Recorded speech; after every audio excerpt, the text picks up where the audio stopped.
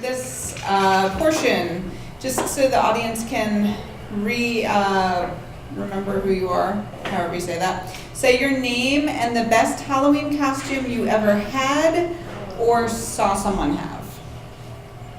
So my name is Catherine, and one year in college, I decided to go to a fraternity party dressed as a car hop.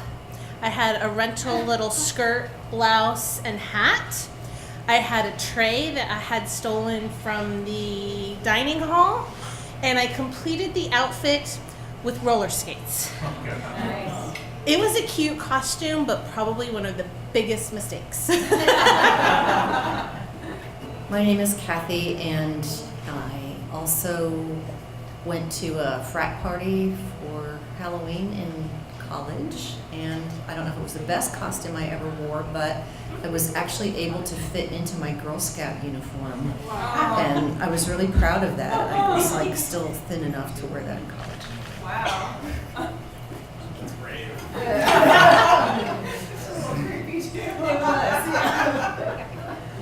Well, the only Halloween thing I wear was this like short, like black long sleeve short with a skeleton on it, and when I saw Jessica's like skeleton, I regretted that I didn't get it. I should wear it.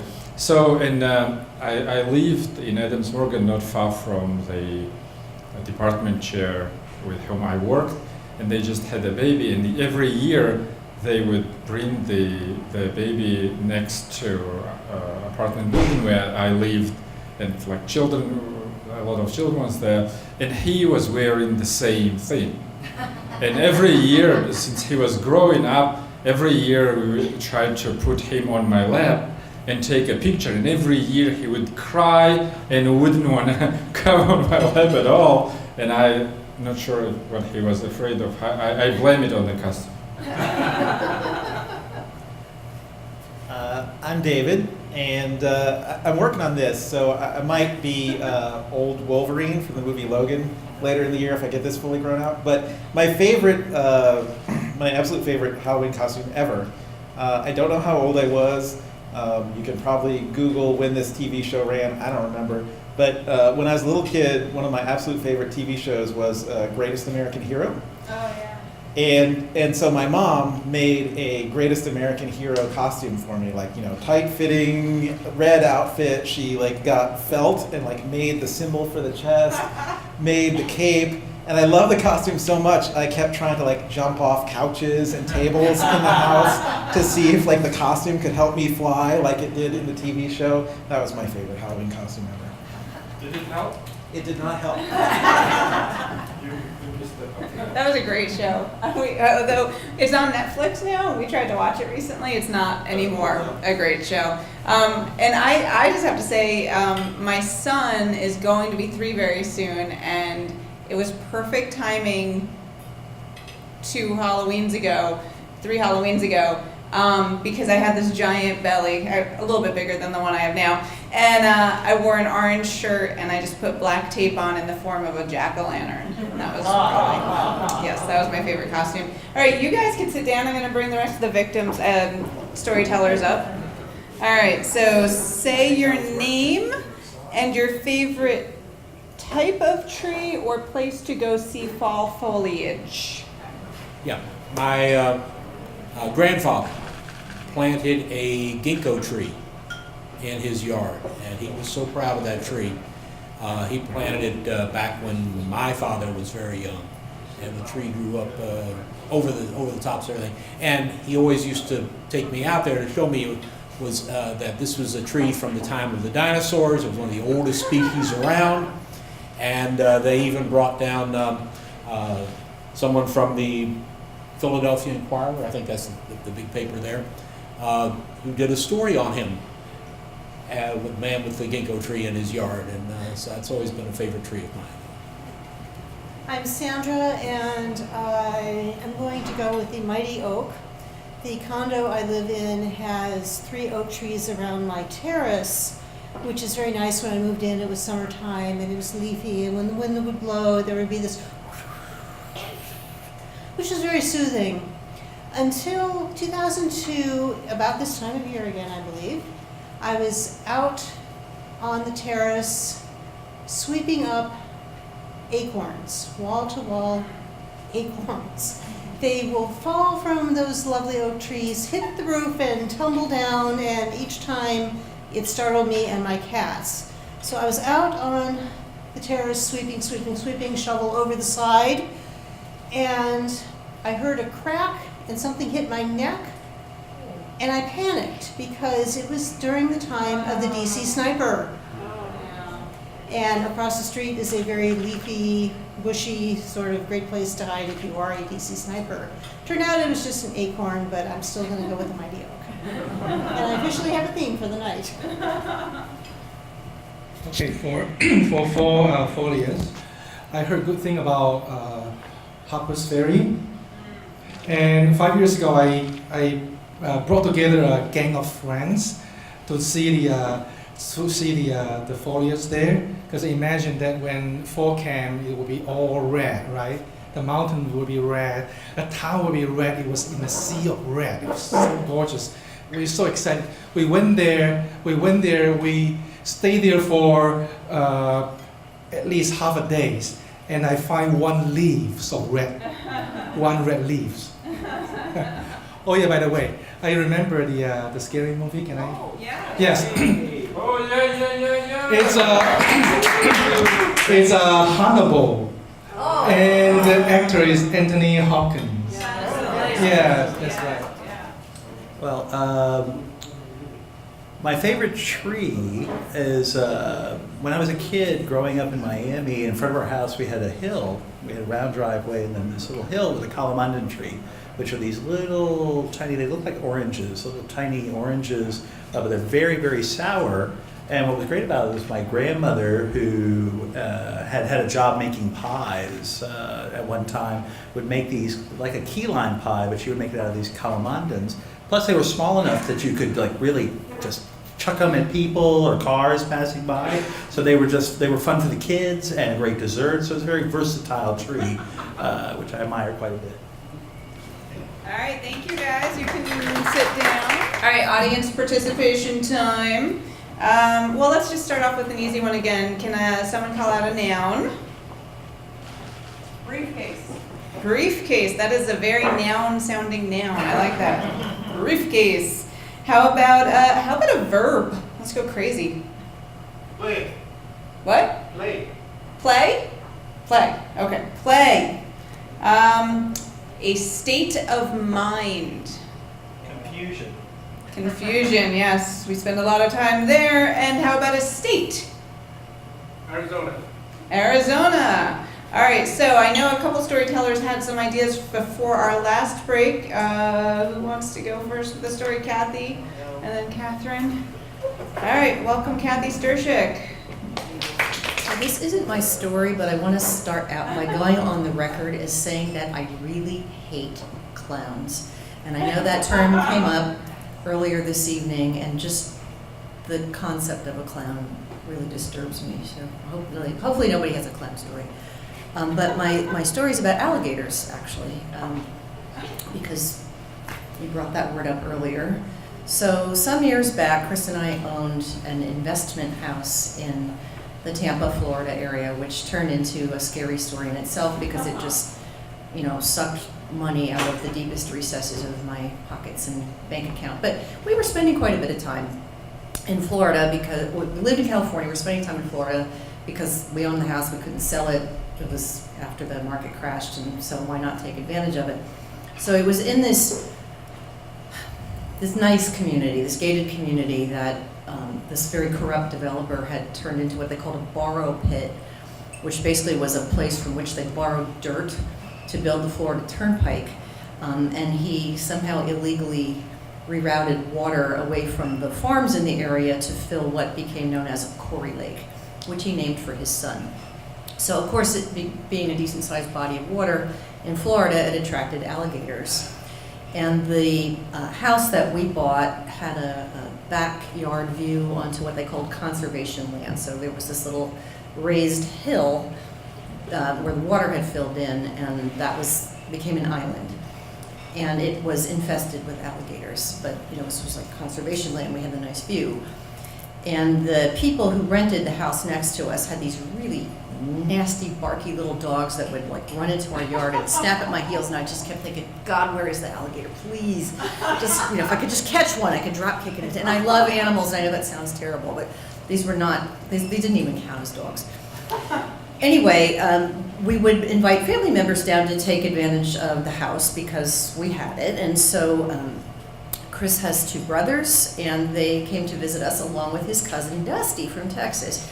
And we had a nice time. We rented a boat. We went out, just spent a fun 5 or 6 days, whatever it was. Well, Dusty got so taken with Florida that he decided to invest in a timeshare in Cocoa Beach, which was on the other side of the state. And he invited us down to come, hang out for a few days. And I was getting kind of tired of Florida by that point because I couldn't really live there. We couldn't find a job there. This house was taking all my money, but it was like, all right, well, we'll go down. It was January and wanted to go somewhere warm. So we're in Cocoa Beach and we're trying to think of fun things to do, and we decide that we want to go on an alligator tour. So we drive out to Titusville or wherever it was, somewhere near on the far side of the Kennedy Center, and we pile onto this airboat with a bunch of other people, like a lot, I don't know, there must have been 20 or 25 people on this boat, and this guy who's driving it. And, normally tourists in Florida, like they're in charge because they've got the money and, we're spending it. Well, this gentleman takes us like deep into the jungle. I don't know whatever kind of trees they were. It was swamps. Yes, we were in swamps. And as we're going on this airboat through the river to get there, you can see these giant alligators laying all over the banks. I mean, I thought, oh, yeah, we're gonna see alligators, sure. I mean, they were everywhere, but because it was January and it was like 72 degrees, they get real sleepy and they don't do much, which was a good thing. But still, we saw some that were 7 or 8 feet. And so finally the guy, just 12, yeah, they were big. The guy brings the boat to a stop, and you can tell this is like what he does for power. And everyone is very respectful. Yes, sir, we're going to be very quiet, and we wouldn't dream of dropping any food in the water. We're going to keep our fingers in. It was just very creepy to be deep in the jungle or swamp with this strange man who really had your life in his hands. I mean, if he didn't like you, anything could have happened. But the alligators didn't move.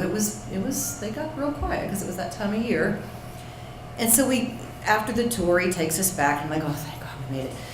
And they have like a little petting zoo back at where the boat launch is. And we're allowed to, as part of our tour experience, actually hold an alligator. And I thought, well, I'll do that. Sure, that sounds cool. And they got the thing banded. It's got a band on its snout, and because it's also affected by the colder weather, so it's pretty lethargic. And so I'm holding this, 4 feet long, and I find myself wanting to give it affection. It's like, well, I'm holding a small animal. I should pet it. And I have to remember that if it didn't have this band on its mouth, it would take my arm off and eat it. So it ended up, Chris took a photo of me kind of looking at this thing with my long nails and my jewelry, and it went up on Facebook saying, "City girl contemplates a handbag opportunity." So eventually we sold that Tampa house, and I haven't really had to deal with alligators since. Thank you. So I'm blessed with a really long attention span. I got as far as the movie Alien and realized, oh, I got a story, let's stop there. But to give you some background before we get to the alien part of the story, this occurred the summer after I graduated from college. And I had friends that were still in school. So we were planning a pre-back-to-school event up at one of our favorite locations in the entire world, Mike's Mountain House. And this was a place that we would typically go starting on Friday afternoon or evening, and we'd stay through until Sunday, or in the cases of a holiday, through Monday. A bunch of early 20-somethings, no real adult chaperones. Who knew what was going to happen? It was always a great time. But before we left for that, I had the day off of work, and I was going to meet one of my girlfriends for lunch. We were going to Tyson's Corner, and we were going to meet in the coffee bar right outside of Nordstrom. And this friend was always late. Not 5 minutes or 10 minutes late, hours late. So I took my time getting there. I brought a book, and I was prepared to sit and wait for whenever she got around to showing up. And I was people watching. You know, the coffee bar was out kind of in the middle of the mall, and I could watch people coming and going. But for some reason, I was extremely attracted to the window of the LensCrafters store. And the girl who was in the window rearranging all of the glasses. And I couldn't take my eyes off of her. For some reason, I just had to watch as she was redoing all of the glasses, and somehow an hour and a half slipped by. And like that, I didn't even realize it. My friend showed up, we went to lunch, and then I left with all my gear and all of my friends, and we went up to the mountain house. A little while later that evening, another one of my friends showed up with another car full of people, and out popped someone I had never met before. But I knew her in my heart already. It was the LensCrafter girl. And I was like, oh my God, you're the girl from LensCrafters. And she's like, oh my God, you're the girl from Nordstrom's. She had totally seen me seeing her and was somehow equally as interested in me as I was in her. It was just this amazing serendipity.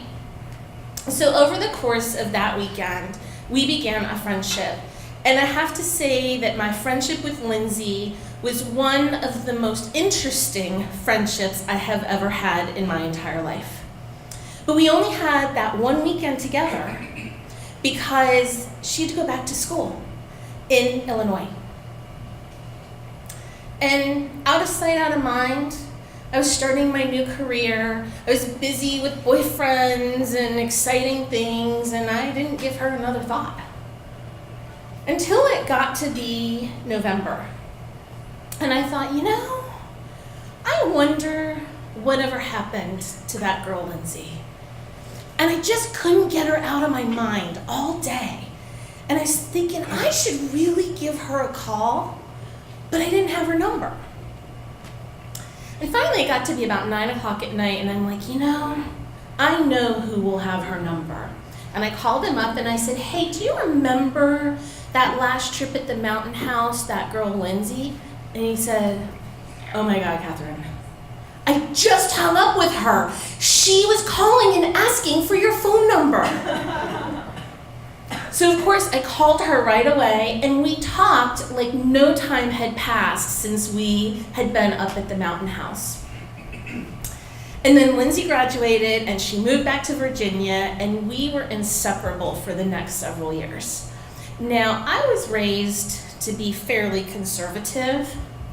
Lindsay was raised a little differently. And you never knew what was coming out of Lindsay's mouth, if it was true or not. For example, we were hiking one day, and all of a sudden she goes, I died on the Titanic.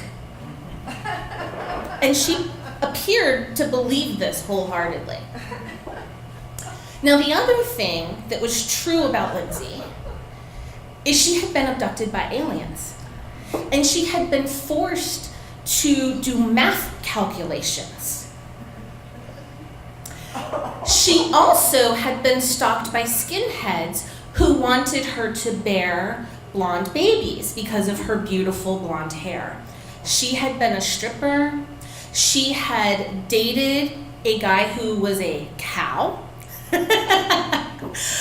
You just never knew where the stories were going to go with Lindsay, and it was sure that when it came out, it was going to be an awkward moment, because you'd probably be in public and attract the attention of passersby who would give you this awkward look. But it was always a good time, and she was mostly pretty harmless. And so we had a great time. And I remember one time I had her come over to my condo where I was living, and I introduced her to my roommate. Now, my roommate was from Utah. And I guess out there in that part of the country, that's where aliens actually regularly come down and abduct people. So I went in to get more drinks, and I came back out onto the balcony, and the two of them were having this really active discussion about how alien DNA was the missing link between us and humans, and that's why they keep abducting us, and both of them knew all of this stuff to be 100% factual. And as I came out, I realized I have no place in this conversation. Like, I have no idea what I'm witnessing, but I don't belong here. Now, I was Lindsay's maid of honor when she got married to a Navy guy, and then they promptly went out to Italy. We made plans for me to come out and visit, but that visit unfortunately never happened. Shortly thereafter, she got divorced. She joined the military herself. She got remarried, and I believe today she lives in Chicago. I haven't actually seen my friend Lindsay in a good probably 10 or 12 years, but I still think of her often, and sometimes I look up at that sky and I'm very thankful that they decided to send her back. So I thought about this word confusion, and I started doing storytelling very recently, and like in March, and I performed one story, and had like a couple of others in mind, and I was looking at a place where to perform, and I didn't yet know about Jessica. Was looking around in DC where to perform, where I lived, and one night, like around 10 p.m., I was Googling, and I found this thing called underground comedy in DC. And they had show at 11 p.m.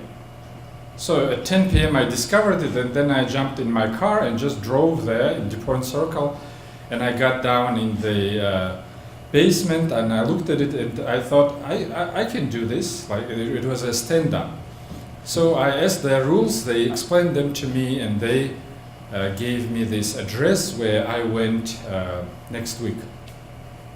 And I was ready to tell this story that I told at Story District. It was successful. However, this environment was completely different. And my old, former landlady, her name was Anne, she was like in her 70s. She also said she wanted to come, and she expected it to be a storytelling, not a stand-up. And she actually didn't know the difference between stand-up and storytelling, and so I didn't know it well back then myself. And so we got into this, I heard this expression, hole in the wall, like it is something like that. It was, but it wasn't called hole in the wall. It was called Wonderland Ballroom. It was opposite to Wonderland Ballroom. So. And in storytelling, it's great when you are performing the very last. And I asked the organizer, his name was Benji, is there a lineup? And he said, the newcomer, we put the newcomer always the very last. And I thought, yeah, that's good. So I sit there, and also we are excited. And this Benji comes on the stage. Now the MC's role in comedy, in stand-up, is different from MC's role in storytelling. In storytelling, the MC introduces everybody, while in stand-up, one of the major MC's roles is at the beginning to talk and to warm up the crowd, because the whole point of stand-up is to extract laughs from the audience. So that's the only goal. not like tell them something or make them wonder or give them lesson, whatever. It just laughs. It's like such a brutal and cruel goal. So, and he starts talking and he explains the rules. He says everybody will speak 5 minutes only, so if it's boring, you can just wait 5 minutes, not a big deal. So, trying to warm up the people and so on. And my friend, she's like really excited. She's expecting this wonderful story, like Moth, something like that. And he also invites people to communicate. He's like engaging with the audience, and suddenly Anne says, "You're 5 minutes up." And somehow that really she really got under his skin. His voice tone changed completely. It got like higher, and you could see he was like, he didn't expect that. He was to get caught on that. And he said something to Anne, which we up to this day can debate. So her version was that he called her White Yoko Ono, because she had she has very white hair. I thought he called her White Yoga. Not like he was there too, he has different versions. So we can't figure what he said, but he said something offensive. So, and then, but he was a professional, so like in about a minute his voice went down and he got it. And then he started inviting the people on the stage. And so one guy comes tells us about sex, pornography. Another one gets up, tells us about like something really embarrassing. And I see there is this woman sitting next to me, and she has with her about 4 or 5 years old girl, and another girl or boy, I don't know, like in a cradle.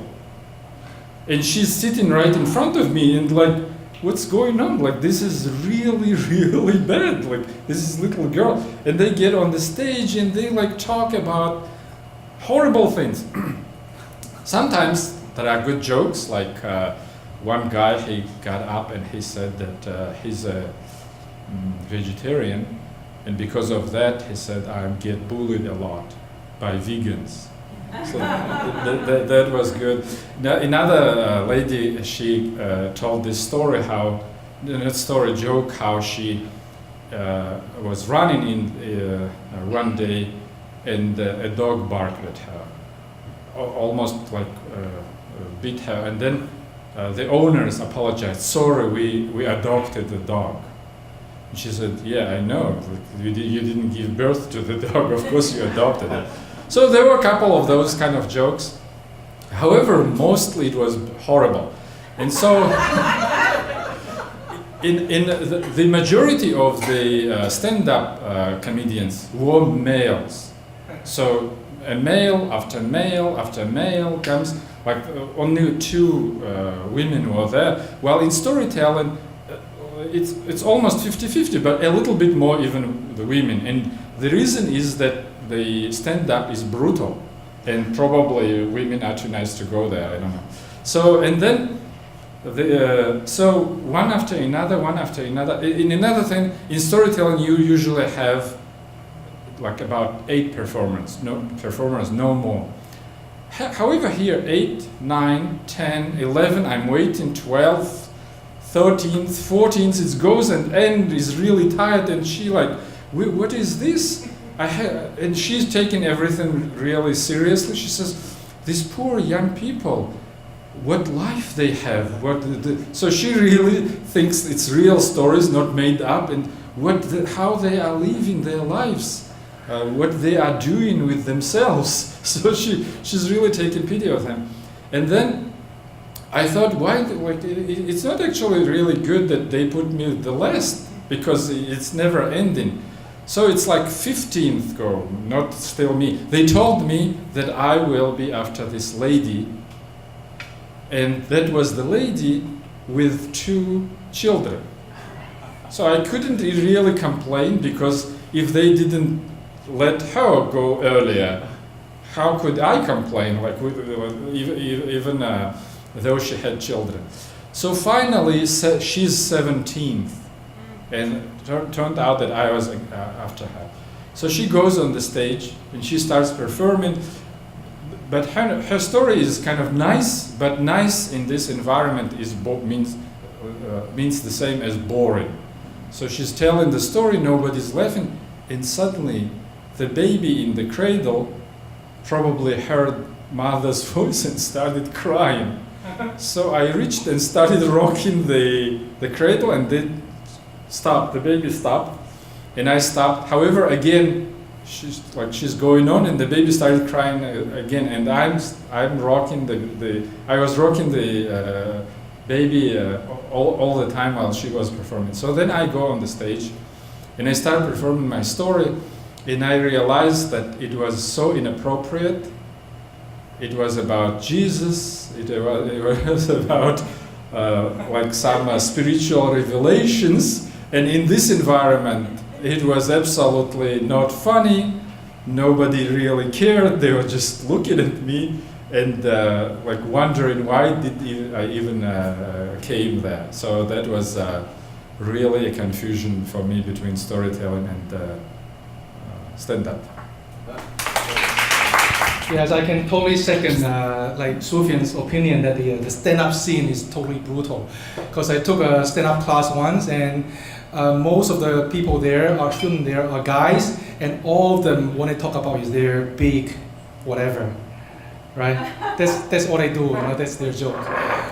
Anyway, so back to my story. So what? Did I miss something? No. Okay. Please go on. Okay, so my story got inspired by confusion, play, and briefcase, right? Okay, good. So when I was in college, I was a romantic target of a blonde girl, a Muslim girl, and a Turkish girl. I wasn't talking about college in China. I was talking about my graduate study here in the U.S. It's actually one girl. She's a blonde Turkish Muslim. But I was married to my ex-wife then, so nothing came about, and I was also grew up very conservative. So nothing came about, and we both graduate. We keep our contact. We both graduate, and I got a job in Nashville. She got a job in Boston. And at the time, my ex-wife, was actually working in New York City. So there's one day I got a work assignment. I have to travel to Boston. So I sent her an email saying, I'm coming by, maybe we should hang out and just grab a lunch, grab a dinner together. And she said, yeah, I know a very good like Japanese restaurant. You know, just swing by, and then when I get to the plane, don't even go to your hotel. I booked a hotel room already, so just come to because my arrival time was like 6 o'clock. It's kind of late, so you know, she said, no, come to this hotel, come to this restaurant, Japanese restaurant, awesome. We have lunch together, we have dinner together. So that's what I did. I got there, bring my briefcase, and I went directly to that restaurant. I forgot the name. It was actually a very romantic setting.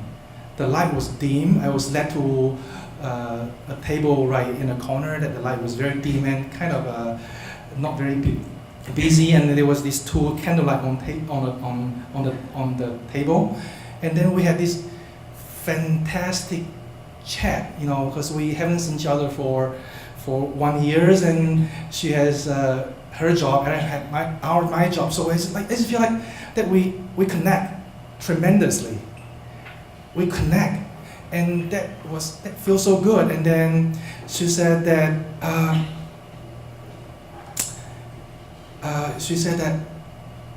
why don't you stay with me tonight?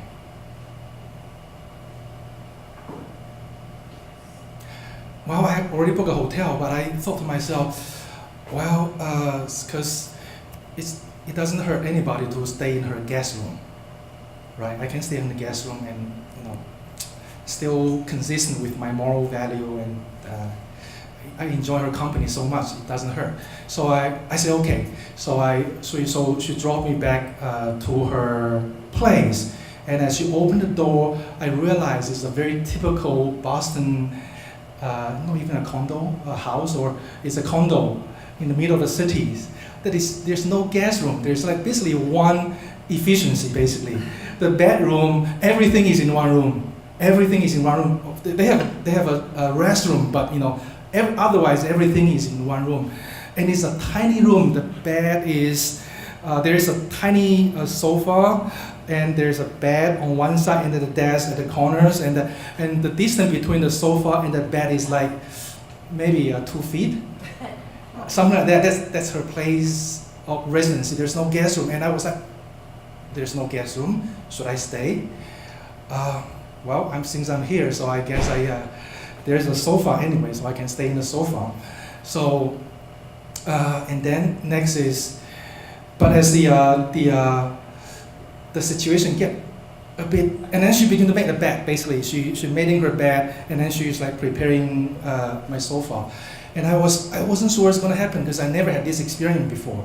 It's like I wasn't sure what's gonna happen, so I went to I excused myself. I went to the bathroom and I tried to calm my nerve. What should I do? What's gonna happen? What should I do? And I noticed that there's these women's underwear in the bathroom, and I got a bit aroused.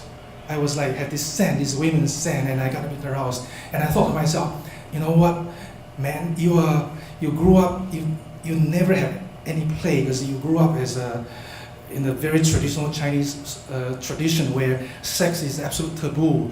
And I thought about like when I was dating in China, right? When you're interested in the girl, you write a love letter, and we exchange love letter like 10 times before we go out. And if we go out, we don't hold hands, not to mention sex, right? We don't have sex the first time we date. The only time that there's a 50% chance that you have sex is the wedding night. So it's like I was living this tabooish life for so long, and it doesn't hurt to play a little bit, right? And then she's apparently interested in me, and nobody is more exotic than her because she's a blonde, a Muslim, and a Turkish. So it can't be more exotic girl than her. And I said, what's wrong with that? I was trying to convince myself that. But on the other hand, the value that I brought up with, the taboo value, was argue against that. But at the same time, all this female scent was like getting into my nostril. So I made a decision. I'm gonna do it. And then as I went out the bathroom, she already changed into her sleeping dress, right? It's a long flowing sleeping dress. And she was still like making the bed. And I went up there and I grabbed her waist. And then she stood up and then leaned her back towards me, looked at me in a lovely eye and said, Michael, what are you doing? I didn't know that because I was totally have no experience. I didn't know that there is such thing as like last minute resistance before. At the time, later I learned it in the books, right? So later I know that was probably her last minute resistance, whether it's true or not. But she was like, what are you doing? So if something happened, that's my fault, not her fault. But that was enough. It's like it put me a cold stop. I said, yeah, what I'm doing, I'm married. What I'm doing. So I said, I'm sorry. I slipped back to my sofa. And then, so she went to her bed, she turned off the light, she slept on the bed 2 feet away, I sit in the sofa. And I stare at her, she's sleeping, I stare at her, and I thought to myself, should I cross these 2 feet and climb onto her bed or not? And I was like alternating between being very aroused and being very guilty, right? And my body reaction reflect my mental state as well, right? I was getting aroused and I get very guilty. And then as I was toss and turn, I saw the light in the window. Dawn has come. I didn't fall asleep at all. I was like mental struggle for the whole night. And the light came, and the morning And then he went up, he made breakfast. We sat there silent in a desk. We didn't say a word. And we didn't say a word during breakfast. I didn't know what to say. She didn't know what to say. And then I left. I went back to work. And then we sort of lost contact. We didn't reach out to each other for like decades. And then I bumped into her on Facebook. About 3 or 5 years ago. She's still very beautiful. She's still a blonde Muslim Turkish girl. She's very beautiful. She's very secular, right? She's not like those who wear scarf. Very secular. She moved back to Turkey. We had a phone call, and she told me that she's still single. And deep down in my head, I suspect she's still waiting for me to make a move. But the thing is that I don't know. The thing is I'm divorced. I got married and I have 2 kids, so I can't make a move. So here's the thing, it's 9 o'clock. This is around the time that we normally wrap up. Do you feel like you really need to get it out right now? How about you? It's short. You sold me. Okay, so in honor of Sufyan, our final storyteller of the night will be David. Come on up here. So earlier I mentioned that I got divorced this year, and after I was separated, I was really a pretty big mess, and I was trying to figure out a lot of things about myself, what to do with my life, what had gone wrong, and I really thought a lot of things my ex-wife said about me were very accurate, because she'd known me for, I think, around 30 years. And so I examined everything she said, I examined myself and like what I wanted to change about myself, because I thought, I definitely bear some responsibility for what happened, and I want things to be different in the future, so I'm looking at all these ways that I want things to be different. So I'm going to therapy, and there's a couple things that I hit on that I experienced in the first few months of the separation, and one of them is that I really reach out to a lot of friends for support, and I rebuild all these relationships that had kind of atrophied while I was married, and I'm trying to make a lot of new friends, and I'm trying to really use Facebook for the first time, which before that I just looked at Mary's Facebook account and done a little bit of Facebook for volunteering, but I hadn't really made a big effort to build connections with people through Facebook, and now I'm really trying. I'm kind of feeling out how to use it. I'm trying other ways to meet new people, and the other thing I experience is I find it's really hard to sleep. I have terrible insomnia all the time, and I'm just tired all the time, but it doesn't stop me from wanting to meet new people and go out and do fun stuff. So one time I'm driving home from work and I'm really tired, and something, my phone distracts me a little bit, and when I look up from the phone, I am about to hit this big white sedan. And I slam on the brakes and I stop just short of this car.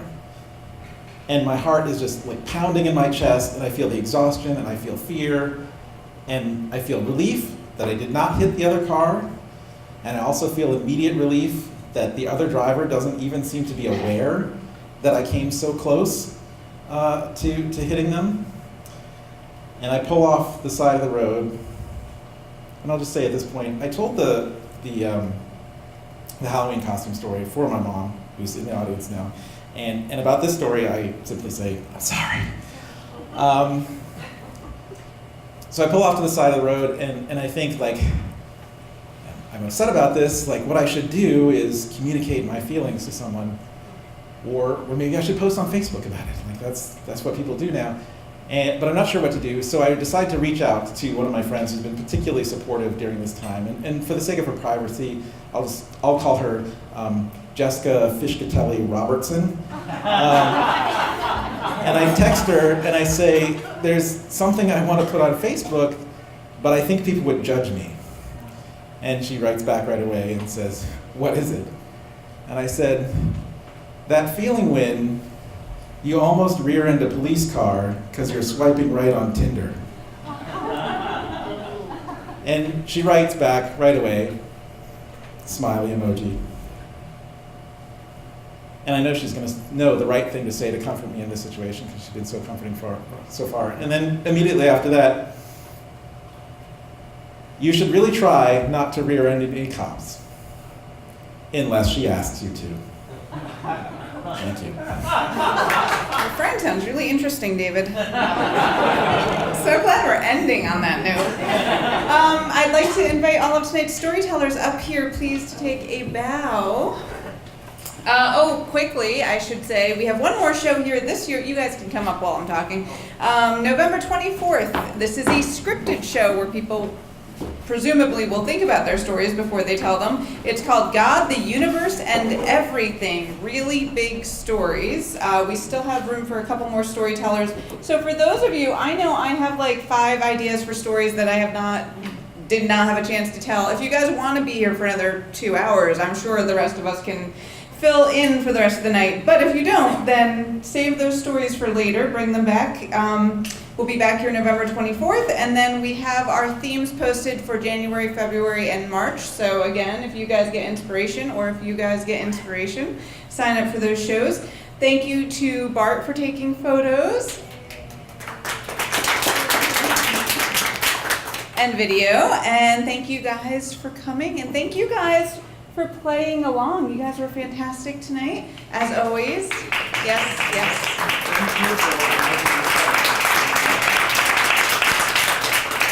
And thank you to the Auld Shebeen for having us. Have a good night, everyone.